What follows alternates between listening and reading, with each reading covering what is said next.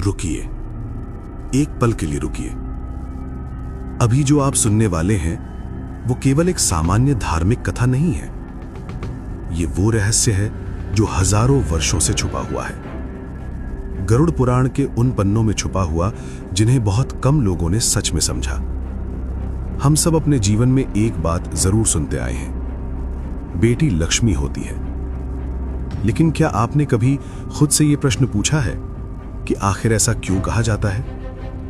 क्या यह केवल समाज की एक भावनात्मक बात है या इसके पीछे कोई गहरा आध्यात्मिक रहस्य छुपा है? जरा एक पल के लिए सोचिए। दुनिया में हर दिन लाखों बच्चे जन्म लेते हैं, लेकिन क्या आपने कभी सोचा कोई बच्चा इसी घर में क्यों जन्म लेता है? इसी मां की कोख में क्यों आता है? इसी पिता की संतान क्यों बनता है? और सबसे बड़ा सवाल, जब किसी घर में बेटी जन्म लेती है तो क्या वो सिर्फ एक घटना होती है या वो भगवान का चयन होता है? अगर वो चयन है तो भगवान किसे चुनते हैं? किस पिता को, किस मां को, किस आंगन को? और सबसे गहरी बात, क्या आपका घर उस चयन के योग्य है? आज हम गरुड़ पुराण के उन रहस्यों को समझेंगे जो बताते हैं बेटियां किस घर में जन्म लेती हैं, क्यों लेती हैं और उनके जन्म का परिवार के भाग्य से क्या संबंध होता है। लेकिन इस वीडियो को अंत तक जरूर देखिए, क्योंकि जो सत्य अंत में सामने आएगा वो शायद आपके जीवन का नजरिया बदल देगा। मित्रों, आधुनिक विज्ञान हमें बताता है कि जन्म एक जैविक प्रक्रिया है। एक पुरुष और एक स्त्री के मिलन से एक नया जीवन जन्म लेता है। लेकिन भारतीय शास्त्र कहते हैं कि यह कहानी इतनी सरल नहीं है। गरुड़ पुराण के अनुसार जन्म केवल शरीर का नहीं होता, जन्म आत्मा का होता है।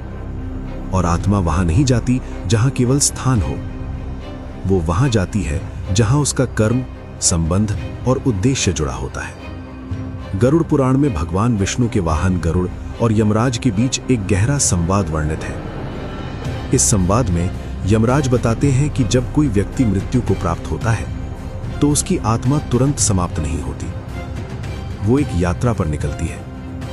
ये यात्रा कई लोकों से होकर गुजरती है। इस दौरान उसके कर्मों का आकलन होता है। फिर यह तय किया जाता है अगला जन्म कहां होगा, किस परिवार में होगा, किस देश में होगा, किस परिस्थिति में होगा। यह सब किसी संयोग से नहीं होता, यह सब कर्मों के सूक्ष्म गणित से तय होता है।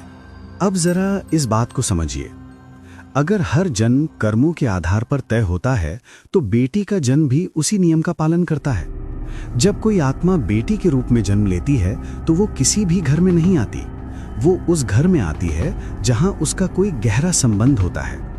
कभी वो संबंध पिछले जन्मों का होता है, कभी वो संबंध अधूरे कर्मों का होता है और कभी वो संबंध एक बड़े उद्देश्य का होता है। इसलिए कई बार आपने देखा होगा कुछ घरों में बेटी के जन्म के बाद अचानक सब कुछ बदल जाता है। घर का माहौल बदल जाता है। जहां पहले तनाव था वहां हंसी सुनाई देने लगती है, जहां पहले कठोरता थी वहां कोमलता आने लगती है। और कई बार तो ऐसा भी होता है बेटी के जन्म के बाद घर की आर्थिक स्थिति भी सुधरने लगती है। लोग इसे संयोग कहते हैं, लेकिन शास्त्र इसे कहते हैं ऊर्जा का परिवर्तन।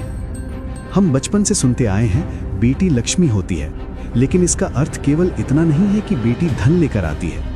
लक्ष्मी का अर्थ केवल पैसा नहीं है। शास्त्रों के अनुसार लक्ष्मी का अर्थ है समृद्धि, संतुलन और सौभाग्य।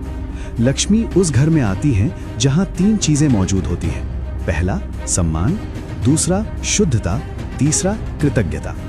जहां नारी का अपमान होता है वहां लक्ष्मी नहीं टिकती, लेकिन जहां स्त्री का सम्मान होता है वहां लक्ष्मी स्थायी रूप से निवास करती है।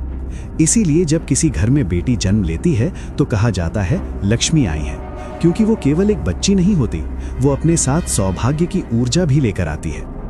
आपने शायद ध्यान दिया होगा कुछ घरों में बेटी के आने के बाद घर का वातावरण पूरी तरह बदल जाता है। पिता का स्वभाव बदल जाता है। जो व्यक्ति पहले बहुत कठोर था वो बेटी के सामने कोमल हो जाता है। दादा दादी का दिल पिघल जाता है। घर में हंसी बढ़ जाती है। ऐसा क्यों होता है?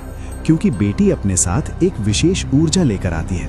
वो ऊर्जा होती है स्नेह की, करुणा की और संतुलन की, और यही ऊर्जा धीरे धीरे पूरे परिवार को बदल देती है।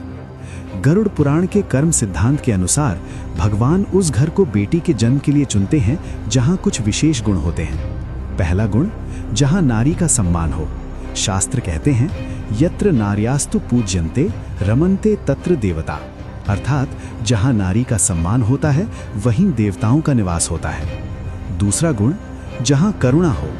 जो परिवार दूसरों की सहायता करता है, भूखों को भोजन देता है, पशु पक्षियों का ध्यान रखता है, ऐसे घरों की ऊर्जा बहुत पवित्र होती है और पवित्र आत्माएं ऐसी ही जगह आकर्षित होती हैं। तीसरा गुण, जहां पूर्वजों का सम्मान होता है। गरुड़ पुराण में पितरों का बहुत महत्व बताया गया है। जिन घरों में श्राद्ध, तर्पण या कम से कम पूर्वजों की स्मृति होती है, वहां कुल की ऊर्जा संतुलित रहती है और इसलिए बेटी को कहा गया है कुल की ज्योति। चौथा गुण, जहां प्रेम धन से बड़ा हो, जहां रिश्तों का मूल्य पैसे से नहीं तौला जाता, जहां त्याग और स्नेह हो, ऐसे घरों में बेटी उस प्रेम को और गहरा करती है। पांचवा गुण, जहां बेटी को बोझ नहीं भाग्य समझा जाए। अगर किसी घर में बेटी के जन्म से पहले ही निराशा या भय हो तो आत्मा वहां आने से हिचकती है, लेकिन जहां स्वागत हो वहां आत्मा खुशी से जन्म लेती है। अब एक प्रश्न उठता है, अगर बेटियां केवल अच्छे घरों में जन्म लेती हैं तो फिर कुछ घरों में जहां उनका सम्मान नहीं होता वहां भी बेटियां क्यों जन्म लेती हैं? गरुड़ पुराण इसका भी उत्तर देता है। कभी कभी कुछ आत्माएं इस संसार में परिवर्तन बनकर आती हैं। वे इसलिए नहीं आती कि घर पहले से अच्छा है, वे इसलिए आती हैं ताकि घर को अच्छा बनाया जा सके। जैसे अंधेरे में दीपक जाता है, दीपक इसलिए नहीं जाता कि वहां पहले से प्रकाश है, वे इसलिए जाता है ताकि अंधेरा मिट सके। कुछ बेटियां ऐसी ही दीपक होती हैं। गरुड़ पुराण कहता है, हर आत्मा अपने साथ 3 चीजें लेकर जन्म लेती है। पहली, पूर्व जन्म के संस्कार, दूसरी अधूरे कर्म, तीसरी एक उद्देश्य। इसलिए हर बेटी अलग होती है। कोई करुणा सिखाने आती है, कोई साहस सिखाने आती है, कोई परिवार की सोच बदलने आती है और कभी-कभी कोई आत्मा केवल एक संदेश देने आती है। इसलिए अगर आपके घर में बेटी है तो समझिए भगवान ने आपको चुना है। बेटी केवल संतान नहीं है, वो संस्कार है, वो ऊर्जा है, वो एक अवसर है अपने घर को और अपने जीवन को बेहतर बनाने का। जहां बेटी का सम्मान होता है वहां केवल एक बच्ची नहीं बढ़ती, वहां पूरे परिवार का भाग्य बढ़ता है। अगर इस कथा ने आपके दिल को छुआ हो तो इस वीडियो को उस इंसान तक जरूर भेजिए जिसे ये सत्य सुनना चाहिए और कमेंट में लिखिए, बेटी मेरा वरदान है।